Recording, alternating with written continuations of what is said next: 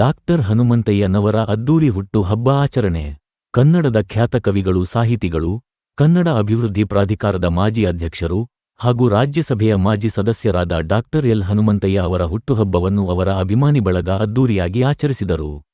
KPCC ರಾಜ್ಯ ಪ್ರಧಾನ ಕಾರ್ಯದರ್ಶಿ ಸಂತೋಷ್ ಕುಮಾರ್ ಹಾಗೂ ಪತ್ರಕರ್ತರು ಮತ್ತು ಅಧ್ಯಕ್ಷರು ಐಎನ್ಟಿಯುಸಿ ಗೋವಿಂದರಾಜನಗರ ವಿಧಾನಸಭಾ ಕ್ಷೇತ್ರದ ನರಸಿಂಹಮೂರ್ತಿರವರು ಪರಿಸರ ಗಿಡಗಳನ್ನು ಕೊಡುವ ಮೂಲಕ ಶುಭ ಕೋರಿದರು.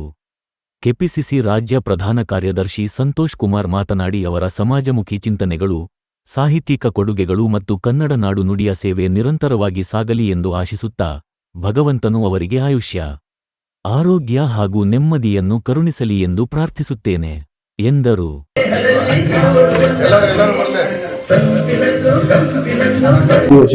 ಆಚರಣೆ ಮಾಡ್ತೀರಿ, ನಮಗೆ ಸಾಹೇಬರು ಮಾರ್ಗದರ್ಶಕರು, ಗುರುಗಳು, ಮತ್ತೆ ಎಲ್ಲದಕ್ಕಿಂತ ಮಿಗಿಲಾಗಿ ನಮ್ಮ ಎಲ್ಲಾ ಬೆಳವಣಿಗೆಗೆ ಸಾಹೇಬ್ರೆ ಒಂದು ದಾರಿ ದೀಪ. ಹಾಗಾಗಿ ಅವ್ರ ಬರ್ಡೇನ ಆಚರಣೆ ಮಾಡೋದೇ ನಮ್ಮ ಪುಣ್ಯ, ನನ್ನ ಪುಣ್ಯ. ಸೊ ಹಾಗಾಗಿ ಈ ಒಂದು ಶುಭ ಸಮಾರಂಭದಲ್ಲಿ ನಾವು ಈ ಪರಿಸರ ಉಳಿಸಿ, ಮತ್ತೆ ಇದು ಪರಿಸರ ದಿನ ಕೂಡ ಈ ತಿಂಗಳಲ್ಲೇ ಬರೋದ್ರಿಂದ ಸೊ ಎಲ್ಲರಿಗೂ ಒಂದು ಗಿಡ ಕೊಟ್ಟು ಅವರ ಬರ್ಡೇನ ಆಚರಣೆ ಮಾಡೋದೊಂದು ಪ್ರತೀತಿ ಹಂಗೆ ಬೆಳೆಸ್ಕೊಂಡು ಬರ್ತಾ ಇದೀವಿ. ಮುಂದಕ್ಕೂ ಹಂಗೆ ಸಾಗುತ್ತೆ. ಅವ್ರಿಗೆ ಶುಭವಾಗ್ಲಿ. ಎಲ್ಲಾ ಕಾರ್ಯಕ್ರಮಗಳಲ್ಲಿ ಮುಂದಿನ ದಿನಗಳಲ್ಲಿ ಒಳ್ಳೆ ಸ್ಥಾನಮಾನ ಸಿಗ್ಲಿ ಅನ್ನೋದು ನಮ್ಮ ಆಸೆ.